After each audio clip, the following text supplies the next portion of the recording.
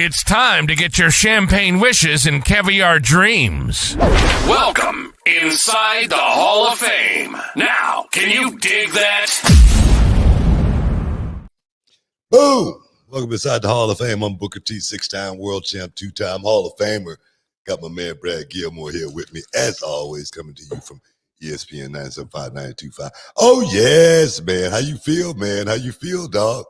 I'm feeling good, BT. I'm feeling good. What about yourself? And I'm feeling real good, man, other than this weather, these mosquitoes, but you know what? But it's all good. It's a good day. It's a good day. I want to thank everybody for stepping inside the Hall of Fame, getting your champagne wishes, caviar dreams. You guys is why we do this, man. You guys make it happen on a weekly basis, because inside the Hall of Fame is all about people. Oh yes, man.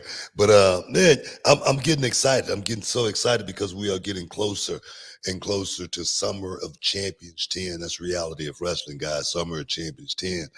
10 times, man. We've done this, just like the Harlem Heat, 10-time tag team champions. I'm excited because Teddy Long's going to be in the house. You know, it's going to be some tag team action going down if Teddy Long is in the house, as well as special guests signing autographs. The Boogeyman. I don't know if the Boogeyman is going to be in the house. Him and I, we may have some kind of an interaction. I don't know what, but something might happen. So I will be prepared for that moment, as well as we got a stacked card, guys. 9300 Emmett F. Lowry Expressway, Walker, Texas, Lawyer Arena. Don't miss out. Don't get shut out if you anywhere in the surrounding area of Texas City on August 10th, guys. Try to come on out and get in the building, and maybe standing room only by that time, because tickets went on sale just last week. And I think we got about 25 tickets left. But I got another surprise. Reality Wrestling, Walker, Texas, Lawyer Arena is under construction. To get more people in the building. So I'm excited about that as well. I mean, we doing all kind of work in that, trying to work on that staging area to give you guys a little bit more of a feel. When you step inside the Walker, Texas Lawyer Arena, it feels theater-like, man. It feels NXT-esque. So, guys, it's going to be an awesome show on August 10th. I can't wait, man, because, like I said, this is the 10th time we've done this, and I'm proud of my crew. I'm so proud of my crew and what we've been able to achieve over this last 20 years, guys. 20 years. This thing started, established back in 2005. I was just talking to Kevin Bernhardt about this, and it was talking about when we first started downtown in the warehouse district. You know, we had like this huge warehouse, 20,000 square feet, and we had like 3 wrestling rings. We had a cage. We had a track. We had a gym, all inside, this facility, man. But we had no air conditioning. Not of a necessity. Only in my office. We had AC. It was like that at the last place. We had AC, it just wasn't good. That place had AC, it just didn't have it in the back area where the gym was. But no, man, and then we moved to that place, which was a pivotal moment for Texas. What we call back then, Pro Wrestling Alliance. Pro Yeah, Wrestling Alliance. Pro Wrestling Alliance. Yeah. It was a rough time for the Pro Wrestling Alliance because we had to downsize and go to a much smaller gym. At that time, we didn't know if we was going to last. It was a lot of talks, behind the scenes, between the wife and I. Man, we got to shut this thing down. We're not going to be able to do this thing anymore. We may have to just, do the school and forget about the wrestling promotion. But somehow, Charmel, she convinced me we got to get a bigger building. We got to get our own building. We got to get our own place. And now I look where we have come now with the Walker Texas Lawyer Arena. It's a blessing, man. It's truly a blessing, man. I thank God every day I wake up for that woman and what we created. Yeah, no, it's been awesome to be a part of the ride, especially to see the Summer of Champions become a premier and preeminent event in Texas professional wrestling. I mean, what's great is people travel from all over this great state and even neighboring states to come to the Summer of Champions. Last year, Summer of Champions 9 set an all-time attendance record for pro wrestling at the Humble Civic Center as well for Reality of Wrestling. But what's great is, too, the phone just starts ringing with also wrestlers from around the country who want to try to come down and be a part of the Summer Champions. And again, it's a testament to the and the annual event. And I'm hearing all kinds of other great things might happen. Things might debut. We might see a bunch of new stuff at the Summer of Champions 10. Yeah. You're gonna see some branded events. Some more of with me, man. I'm like Dusty. I'm like Dusty Rhodes. I'm trying to always come up with the next new event that we can put out there for the world to see. And we got one coming for Summer of Champions. So don't miss out. Don't get shut out. You know what? Like I said, we're gonna stuff as many people as we possibly can. Hopefully we can get up to 700, 800 people, 600 to 700 people in the arena once we do the new construction. So I'm pretty excited about this whole thing.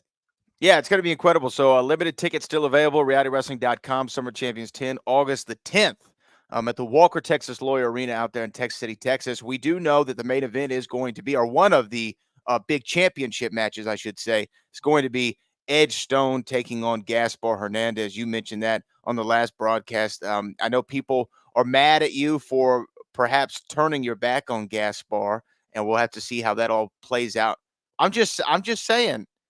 What are you talking about? I didn't say anything. What are you talking about? You're just making a face. You're just making a face. I don't know what the face is for. I was just making a face. Yeah, I was making a face. I was making a face because I didn't do anything, man. I didn't do anything. I didn't turn my back on anybody. Gaspar Hernandez, he made his choice. He dug his own grave, and now he has to lie in it. That has nothing to do with me. That has nothing to do with me. Edge Stone is the new face. The new face of Reality of Wrestling. That's the only thing that I'm concerned about going into Summer of Champions. Edge Stone, the man, the stone don't crumble. I love this dude, man. Him and I, we've always had a great relationship too. That's what's cool with Edge and I. We've always had a great relationship, and now we forge ahead, champion to champion. You know what I mean? Oh yes, man.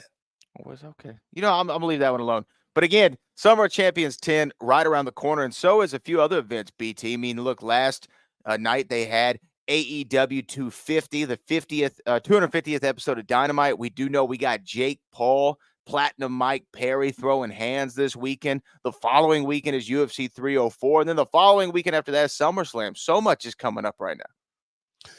Yeah, 304 is definitely interested. SummerSlam, I'm definitely highly anticipating SummerSlam just because we're going to be on the air covering the event for the first time. It's going to be the first time you and I have covered a premium live event for WWE. Yeah. And now, guys, that's going to be, I just want to let everybody know, make sure you are tuned in to the Hall of Fame for SummerSlam night, because Brad and I, we're going to bring you guys something very, very special. I'm talking about a plethora of guests that will be inside the Hall of Fame on that night, talking about everything. And when I say everything, I mean everything going down at SummerSlam. And you know what? It makes me reminisce a little bit. Goes back to those days. So I'm looking forward to it. Don't miss out. Don't get shut out. SummerSlam, guys, in the Hall of Fame. SummerSlam is around the corner, Book. And you know what? We got Super Chats 2 coming in. So if you have a question or a comment that you want to leave here for Booker T, we will answer your question today. It's Ask Booker Anything today, as well as more talk on SummerSlam coming up and a few other things. You know, one of the things, I think we're coming up against a break, but I do want to say I saw Jinder Mahal is now a free agent Yeah. in the world of pro wrestling. His 90 days are up. You got to work with him a lot over the years, over this last decade, really. He was a Houston guy for a while, came through Reality of Wrestling, went back, became WWE champion, then was in NXT for a minute. Where do you expect to see Jinder turn up? Do you think that this is a guy who is an addition to any television wrestling product? I see Jinder lobbying, man, trying to, perhaps, move towards being all elite. I'm not, he's made some, kind comments towards Tony Khan, which that's a start. That's a start. That's where you want to start, right? As well as, of course, Jinder Mahal can go anywhere in the world and work. I always talk about people, going to Japan, going to Germany, whatnot, Mexico. But ain't nothing like working right here in the States. So if Jinder can get a job here in the States and be able to, stay close to home, I'm sure he would love that a whole lot more than having to get out there on that grind, because that Japan thing, that's a grind, dog. It really is. I don't know. A lot of guys haven't gone to Japan. They ought to just see, what it's like, in the Tokyo Dome and whatnot. But when you get on that bus, start making them trips, brother, you be like, man, I'm homesick. I'm ready to go home right now. Fly my damn self home. Stick around. You're in the Hall of Fame. We'll be back in a minute, y'all. Can you dig it, sucker?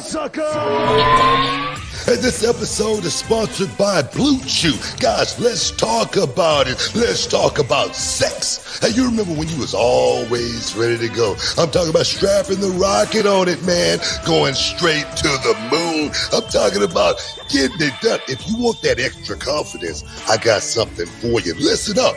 BlueChew.com. Blue Chew is a unique online service that delivers the same active ingredients as Viagra, Cialis, Levitra, but in a chewable tablet at the fraction of the cost. But the great thing, Book, is you can take it any time, day or night, so you can plan ahead or be ready whenever an opportunity arises. The process is simple. You sign up at BlueChew.com, consult with one of their licensed medical providers, and once you're approved, you'll receive your prescription within days. The best part, guys, it's all done online on the internet. So there's no doctor's visit, no awkward conversations, no waiting in line at a pharmacy or any of that.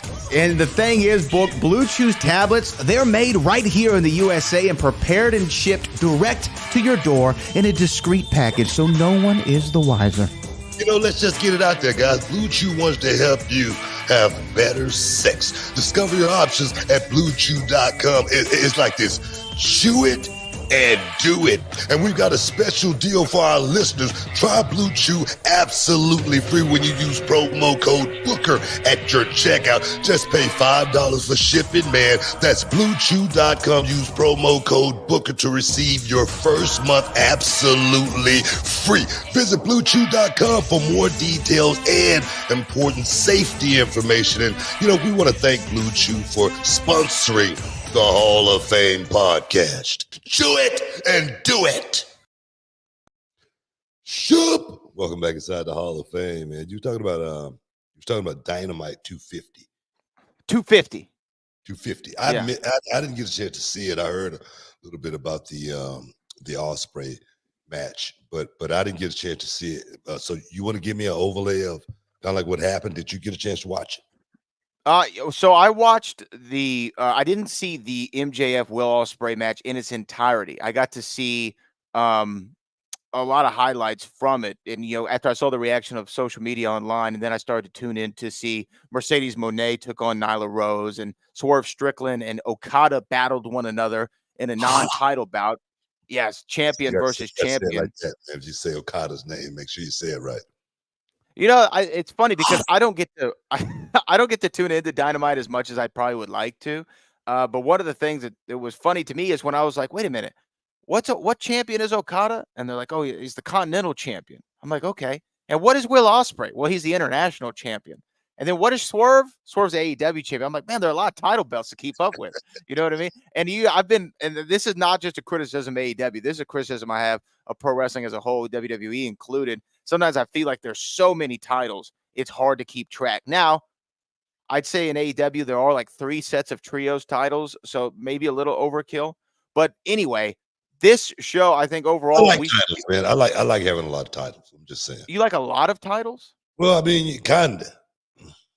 Like, what do you like? Okay, for instance, so you're saying everybody on the show, just give them a belt. Everybody gets a title. No. I'm not saying that at all. But I do think it should be, just say, for instance, the heavyweight championship. Yes. Of course, the television champion, and then there's going to be one more.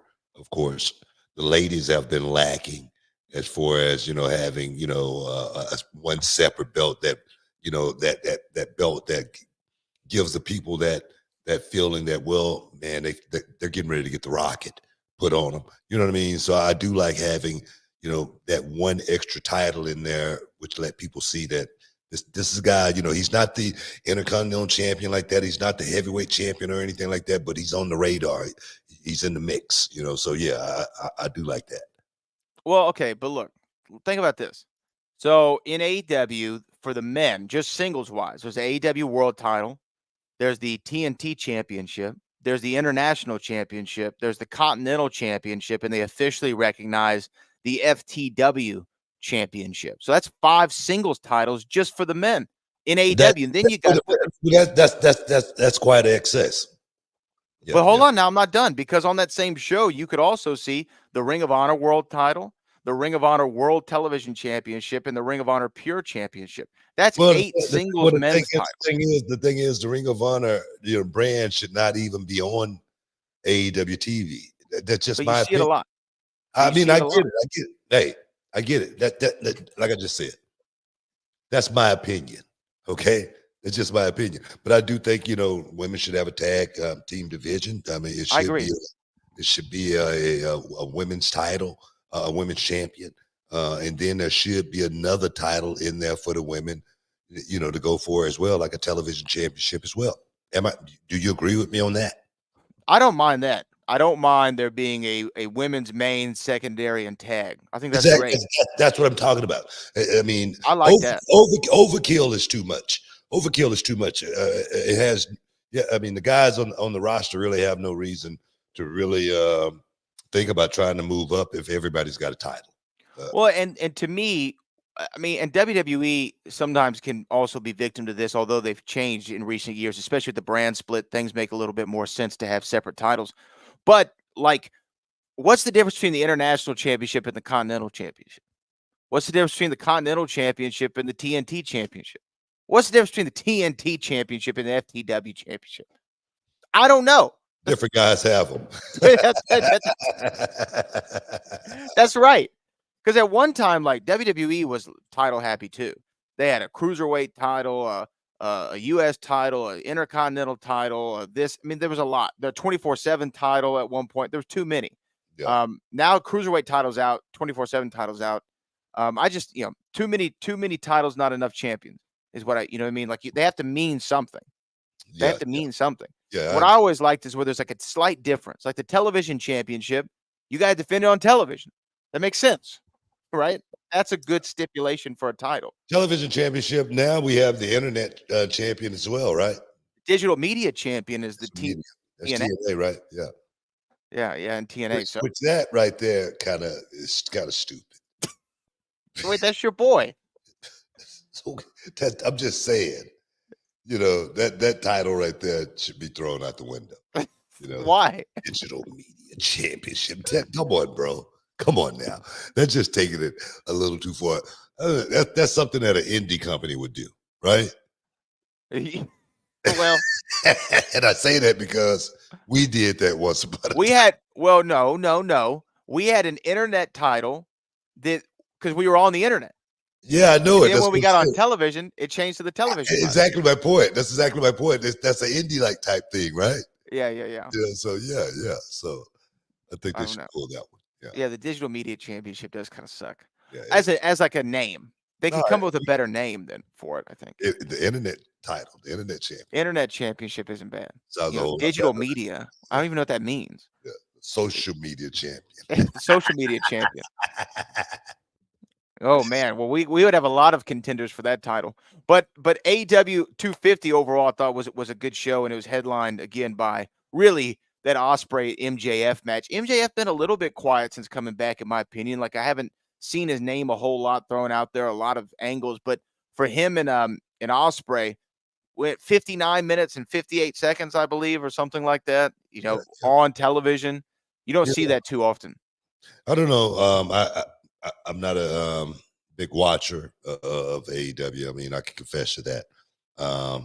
But I could be wrong, but it doesn't seem like to have that same buzz that it had, when it first, came on the scene.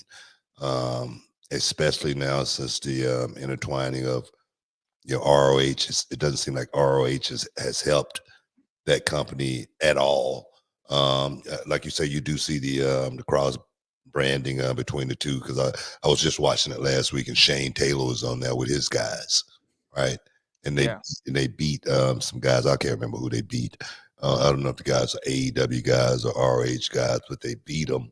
But there again, I don't follow it enough to know, what was the story there. I know that was Shane Taylor, just because he came through reality wrestling. Other than that, I don't know a whole lot about what's going on with AEW. Our Broadway on television these days. I don't know if it was Broadway or was there. No, MJF won. MJF won. Yeah. Okay. I don't know. I could be wrong, but I just don't think people are interested in watching people wrestle for an hour on television these days. I could be wrong on that. You're wrong in only this perspective. Okay. I think the general people, the general wrestling viewing audience, someone like me, right? No, that is not something that I would look forward to on a wrestling television show. I want to see more angles and stories and matches that keep my attention and not going an hour. But for AEW's fans, their core fan base who are into we talked about it before, the 5-star matches, like there's difference. There are wrestling fans, and then there's WWE fans. I'm not talking about the AEW fans. Okay, yeah, then you're right. Talking about the core general audience that's, flipping through the channels. They're not going to want to watch that. I don't think you're going to want to sit and watch two guys wrestle for an hour. I just don't, me personally, no vignettes, like you say, no promos or anything, just guys in the ring wrestling, overlaid by the commentary of the commentators. Me personally, that is not that entertaining to me. Was it a good match? Probably was. Was it, entertaining to that core audience? It probably was. But I'm not talking about that. I'm talking about growing the base. I'm talking about, growing the audience and making this thing a whole lot bigger than just, watching the show on a regular basis. So me personally, I don't know who wins. I don't see who wins in a situation like that. Yeah, I mean, well, we'll see what the ratings bear. If the ratings are up for it, then we know that we're on the wrong side of this. If the ratings are down for it, we're no on the right side of it. It's just going to have to wait till the AEW 250 you think the ratings rating. Wait a minute. What do you think the ratings going to be? I think because of the 250, it being the 250th episode, and there was some promotion behind it, and you have 2 title matches and a big main event, I would expect the number to be up. Tell me this, Brad. What the hell does 250 mean? It's just one of those anniversary shows. It's exactly like what's the big milestone in 250 shows? What's the milestone there? Well, what's the milestone in any anniversary? Like when UFC does 300, it's like, hey, we did 300 of these things. 300. 300 is a hell of a number. 250 is not it's only 50 less. You gotta. I mean, why? That's 25% of 1,000. You did 100. Okay. If that's just the name of the show, I get it. All right, I get it. But me personally, I don't think the appeal of we've had 250 shows. Going to make that many more people want to watch the show because we've had 250 shows. That makes no Well, sense. I'm saying it was promoted as an anniversary show kind of thing. Okay. Oh, all right. I get And it. he had 2 title matches and a big main event, champion versus champion. I expect it to go up. I expect the rating to be up a little bit. Okay. Well, I could be wrong. I could be Sweet. completely wrong. All right. Okay. All right. I'm just.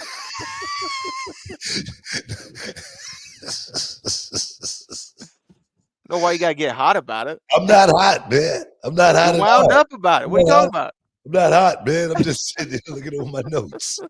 That's it. Looking over your notes. What's on your notes? I got notes here, man. Bad here and everything, man. Come on, man. Come on, man. But anyway, so we'll see what happens with AEW. We gotta take a break, man. You let us go far all as the that. way over the break, man. Stick around. We'll be back in a minute. Hey everybody, Brad Gilmore here with the one and only Booker T, and today we're not just talking about wrestling, we're talking about something that's changed the game for both of us personally, and that's Mando whole body deodorant. Yeah, that's right, Brad. You know, the most valuable thing in the world could be that #1 draft pick or home field advantage throughout the playoffs. But you know what? Second time. Absolutely, Book. And let me tell you, managing body odor, that used to eat up a lot of time. Always worrying about it, especially around midday, but not anymore since we started using Mando.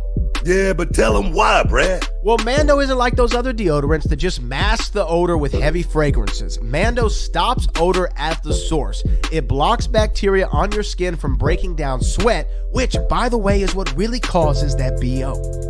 And it's clinically proven to control that odor for up to 72 hours. Now that's long lasting, man. It really frees up so much time since switching to Mando. I've even perfected my half-court shot, believe it or not.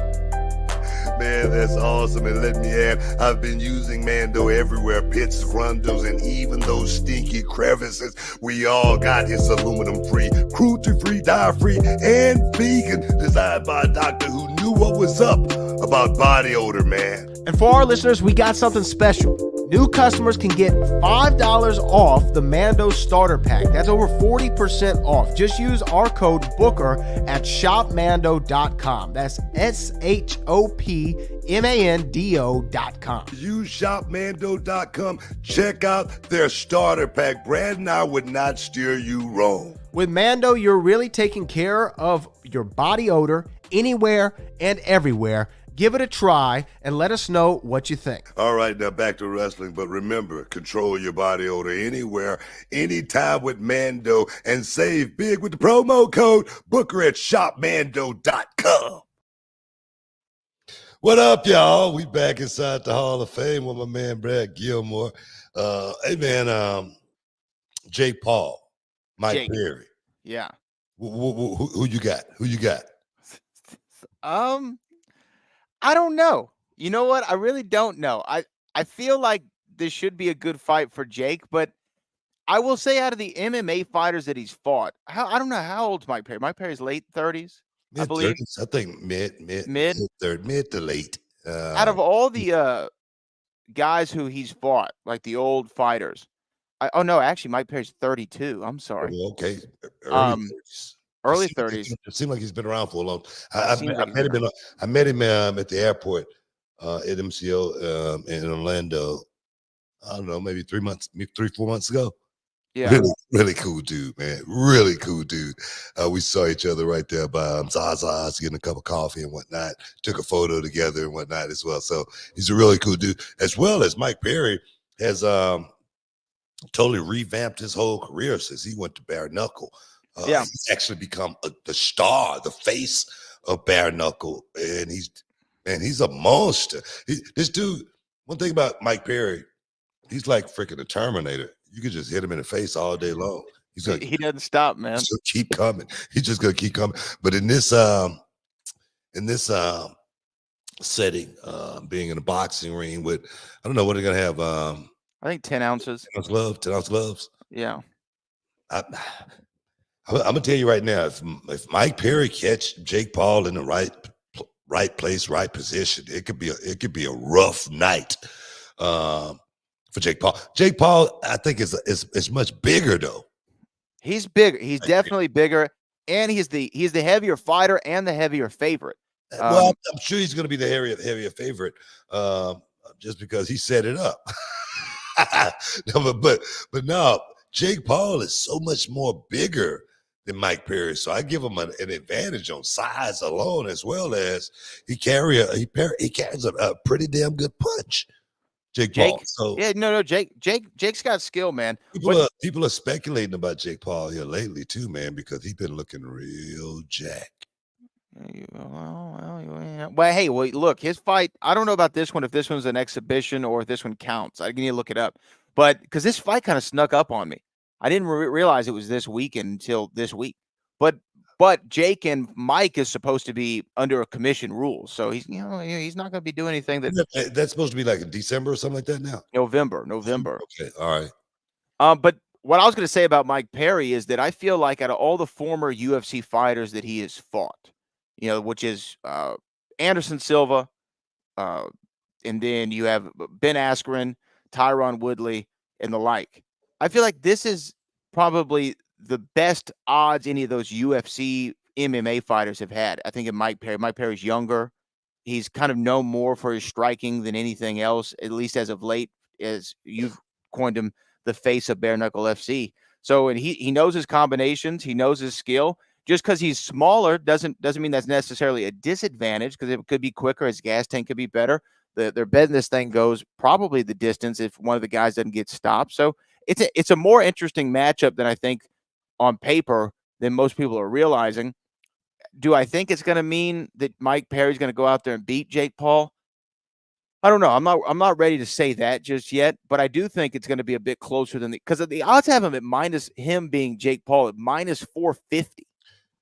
That's a heavy favorite. You talk about the size difference, the way I look at it.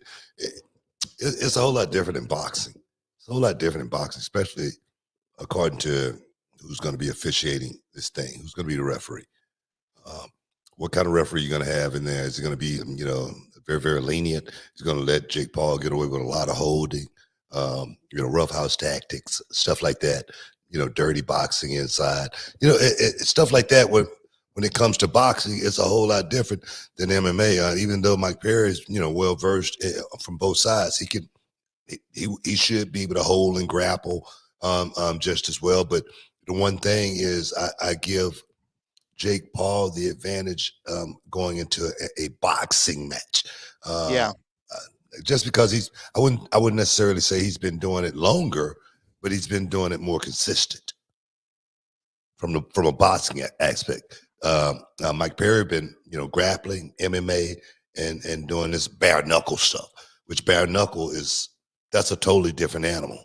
Totally different animal. That's sometimes win by attrition.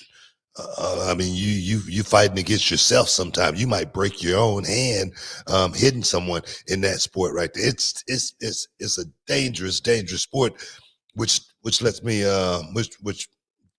which makes me more impressed with what Mike Perry is doing in the bare knuckle, because it's not a sport for everybody. No, and I think if these roles were reversed and Jake Paul was stepping inside of a bare knuckle FC fight, it's different. Whew, man, does that switch the dynamics? Now, you know what? So you're picking Jake Paul? Final prediction? Well, I'm picking Jake Paul. Mike Perry's coming in. Well, he's normally weighing around like 170. He's normally fighting like at 170. I feel like if Mike Perry, just say for instance, tried to bulk up and come in at 190, 195, that's going to hurt him more than it's going to help him. But still, I feel like being at 170 against Jake Paul, that's not going to help him either. So it's the lesser of two evils. What do you do in this type of situation? Yeah, absolutely. So we'll have to find out. It's going to be this weekend. Now, Book, we do have several super chats who have found their way into our stream today, so I want to make sure that we get to them all. If you have definitely want to thank them too, man. We want to thank them for stepping inside the Hall of Fame. Get your champagne wishes and caviar dreams, baby. Oh, you switched it up to baby. So if you have a super chat that you want to get into with us, make sure you go ahead and super chat that in before the end of the show so we can answer it. Our first one comes from John JID 999, who said, "Book, what are some tips for saving money on the road. I know there's the Mick Foley school of thought, which is find a fan and find a couch, right? 1 star, the Howard Johnson Motel. Man, great question, but it's a really hard question for me to answer, just because ever since I've been in the business, everything has always been paid for. My hotels, my rental cars and stuff like that. When you're a star, man, they take care of you. That's just the way it is. I can't remember the last time I spent money on the road out of my own pocket, just because the company always took care of me. But is there any, like, when you were traveling on WCW and it's like, hey, they might have taken care of your car and your hotel, but what are some ways you can save money? Like, do you go through is the fast food restaurants where you go through? Do you try to get 10 guys in a car so you can split the gas? You know what, man, I wasn't one of those guys that was trying to eat fast food. I wanted to make sure I ate good when I was on the road. I wanted to try to eat a good steak if I possibly could. If I didn't have, have something like that available for me, I eat a burger or something like that. But I wouldn't like staying at fancy hotels or anything like that. Also, when I was in WCW, I mean, me and Nick Patrick, we'd be rolling. We stop at a Red Roof and get some sleep, and because we knew we was going to be moving on the next day, it wasn't about trying to splurge from that perspective or anything like that. But I said it a long time ago. When I start making some money, I'm gonna eat what the hell ever I want, whenever I want it. I'm serious. I'm talking about steak, lobster, shrimp. I used to want for that kind of stuff when I was a kid. So when I started making money, I just say, bro, hey, get what you want to eat, bro. Get what you want to eat. Stay where you want to stay at. But you definitely want to watch your money out there. Want to watch your money. Save it, man. My aunt always told me, save your money, Junior. Save your money. Sometimes it's hard, though, man. Sometimes you got to splurge a little bit. Loso Dolo says, who's in your current Fave 5 list? Nah, man, current Fave 5. Probably right now, be somebody like Ethan Page. I'm loving I love that right there, man. As well as probably Lexus King. The king of all television. Let's say, as well as Javon Evans. Javon Evans definitely doing some really, really good work. The young OG. Trick Williams, my boy Trick Williams. Definitely, I'm looking forward to him getting back in the saddle, and there's none better. There's none better than the one and only, the prodigy, Roxanne Perez. She's the best in the business right now. She's definitely taken her game to another level. And if you haven't, if you don't know about Roxanne Perez, you've been living under a rock. Check out on NXT every Tuesday. And when I say every, I mean every Tuesday night on NXT. Well, there you go. All right. Do we have time for another one, or do we have to go? Or are we against a break? We got to take a break, man. We got about 15 seconds. But guys, stick around. You are inside the Hall of Fame. We'll be back in a momento, man. Can you dig it, sucker?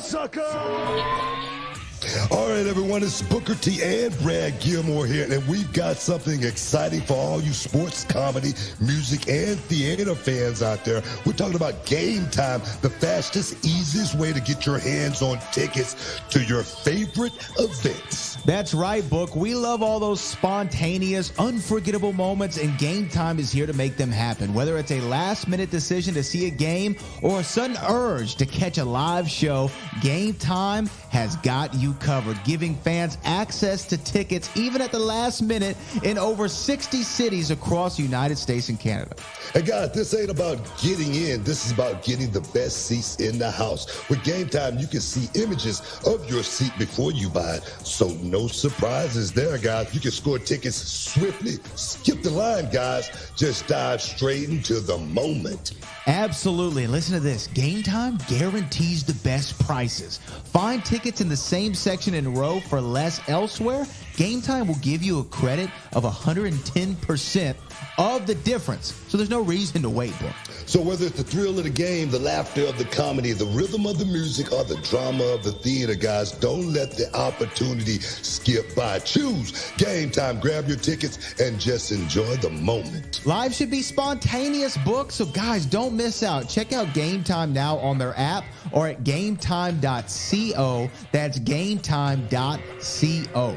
Take the guesswork out of buying tickets with Game Time. Just download the Game Time app, create an account, and use the code Booker for $20 off your first purchase. Terms apply. Lowest price guarantee. Oh, yes. Welcome back inside the Hall of Fame. I know we got a few more super chatters we want to get to. So, Bradley, keep it rolling. All right, we'll go to the next one is from Brett. Brett says, Britt Baker, after her comments, do you see her versus Mercedes? Thoughts? So Britt Baker, I'm not exactly sure what the exact comments he's referring to, unless it was the promo from a couple weeks ago where they were kind of face-to-face with one another. But was it a hot promo? I'd have to go back and watch. I can't recall exactly the dialogue. But, yes, there was some shots. Brett, damn it, give us a little bit more insight next time, bro. Let us know what the promo was like. Let us know if it was I sent a link or something. Send a link or something. I'm trying to remember what she did the old. No. Let's pontificate on that. Britt Baker, Mercedes Moné. I said it before Moné ever got there. That was the match. That was the match to be made. Britt Baker versus Moné. We know Britt Baker has been out for a minute. I'm sure she's ready to get right back in the thick of things. And the thing is, as far as I'm concerned, Britt Baker has been the only pillar in the women's division in AEW, other than the ones that have come on as of late. But as far as kicking that thing off, there was only one, and it was Britt Baker. I think that Britt Baker versus Mercedes is, like you said, the biggest match you can make for the AEW women's division right now. It's Moné. It's what money. I say? That's what I'm just saying. I'm just saying that's what that means. I was just translating that for you. Oh, thank you. I appreciate it. You feel me now? You get that? It's Moné. It's money. Come on, man. You're a little slow today, man. You all right? CEO. That's her music. I didn't know if you knew that. Let's go to the next one. John JID 999. Thoughts on WWE bridging gaps with Japan and Mexico by having shows there / signing talents like Vaca. Could we see more talent signed / shown WWE style? So yeah, going to Japan and Mexico. I feel like WWE's always looked to definitely Japan and Mexico for talents. I don't think that's a new phenomenon. Going there and debuting a talent like they just did in Mexico. That was pretty unique. Being able to go to Japan, trying to bridging the gap with TNA. I think honestly, I feel like this is something that should have been done a long time ago. Being able to work with other companies like this, because the one thing I always talk about is the talent, and I feel like the talent is the one thing that has been overlooked around the world, because WWE has been so closed off to the rest of the world, and now the world is open up to where we're seeing so many talent get a chance to be seen. And what do I say about television? You can say what you want to say about TNA TV, AEW TV, or whatever, but television is worth its weight in gold. And right now WWE is hot. If you can get on that television, you could parlay your career and springboard your career to the next level, to where, man, the pay scale just went up. Seriously. Well, I agree with you, and I think that the way that NXT is utilizing that TNA talent is really good, because remember AEW had a relationship with TNA a couple years ago, and I heard Brian Hebner talking about this, kind of the relationship between the two companies, and he's saying WWE's putting TNA guys in a good position. Jordan Grace might come and lose to Roxanne Perez, but she's going to look really good doing it. Joe Hendry has been prominently on NXT television, whereas before his thing was, Kenny Omega comes in and beats their world champion. Like that was the relationship AEW had with TNA as opposed to how WWE's utilizing it in NXT. And do you and Joe Hendry have heat? What's going on? Why do you not like him so much? Well, I don't believe. You don't believe in Joe Hendry? I'm just saying, as of this point, no, I don't. I don't believe. Okay. Well, let's go to the next one. Not McGregor. not that I don't like him. I just don't believe. You don't believe in him. This is from Jake from the Windy City. Says McGregor and Chandler is the new Ferguson versus Khabib. I'm losing hope that we will ever see this matchup, to be honest. That's a great comparison. It is. It really I don't is. think we're ever going to see it. I don't think we're going to see it either. I just don't. I think Conor is pretty much outdated. You know that fight ever happening just because he's in a different space right now in his life. If this was 5 years ago, perhaps it would happen. But now, I look at Conor McGregor. Go and look at the photos of Conor McGregor and Michael Chandler as far as the face-off. Conor McGregor's head is about this big. Michael Chandler's head is about this big. It's amazing. He looked like a heavyweight compared to Michael Chandler. That fight is never going to happen. There's no way it's going to happen. And if it did happen, what weight is it going to be at? Well, I mean, 170 is what they were going to fight at. Okay. Could Conor get down to 170? Yeah, I think he could get down to 170. But what is Michael Chandler going to look like at 170? Yeah, I mean, it's a great question. What is Michael Chandler going to look like at 170 pounds? He's going to look like he's got about 15 more pounds than he should. He's going to look bloated as hell. Mm-hmm. He's going to be slow of foot. He's not going to be nowhere near the same fighter. He's going to be fat at 170. I'm serious. At 170 pounds. So that fight literally, I had to make sure I said that right, makes zero sense. It really does.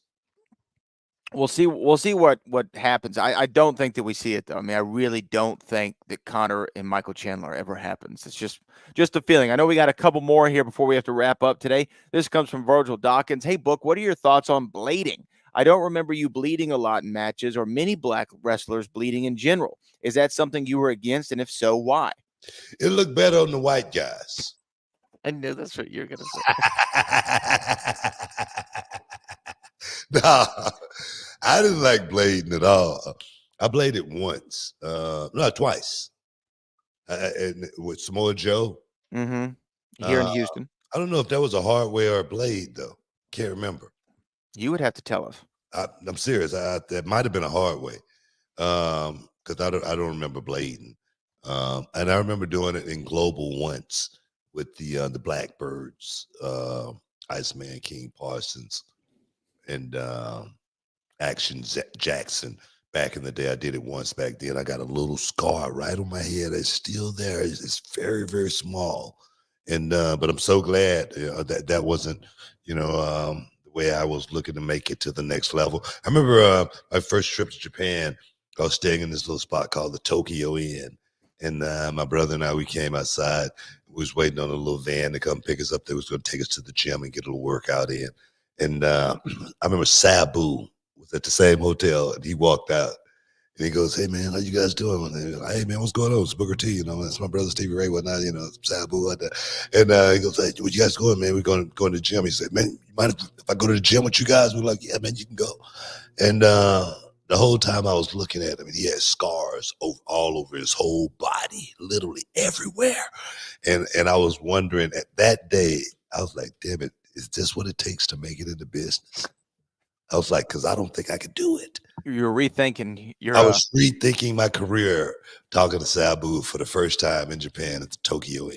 Wow. Crazy. We got two more here before we wrap up today. This comes from King Rizzy, who says, "Hey, Book, your career in wrestling has been legendary. What's one piece of advice you would give to aspiring wrestlers looking to make it big in the industry?" Stay focused. Stay focused. Understand that this is a business, and in business, you want to be the best in your field. It's no shortcuts or anything like that. Preparation is the only luck you're ever going to have when you're trying to succeed at the top level. So just make sure when you come into it, you got blinders on and you know exactly why you're there. And you know that this is, if you're at this level, it's a job. It's not a game. Well, there you go. And then our final one comes in from Brett.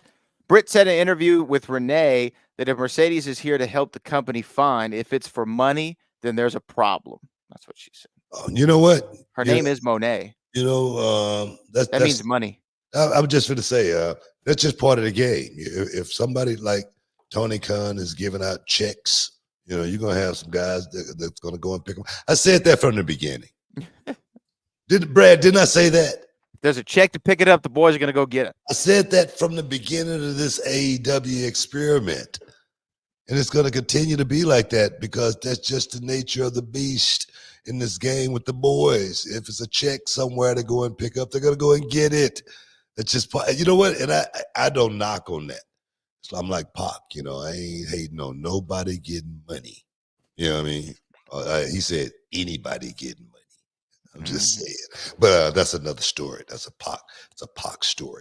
But nah, man, Monet, Britt Baker, that is truly Monet. Let's see it. Let's get it done, man. But we got to get out of here, man. We got to get out of here. I want to thank everybody for stepping inside the Hall of Fame today, getting your champagne, which is caviar dreams. All you super chatters, man, we appreciate you guys. You're the guys that keep this thing going. And inside the Hall of Fame, it's all about the people. Bradley, for all the heavy lifting, man, I appreciate you. But right now, to next time, peace. We love you. We out.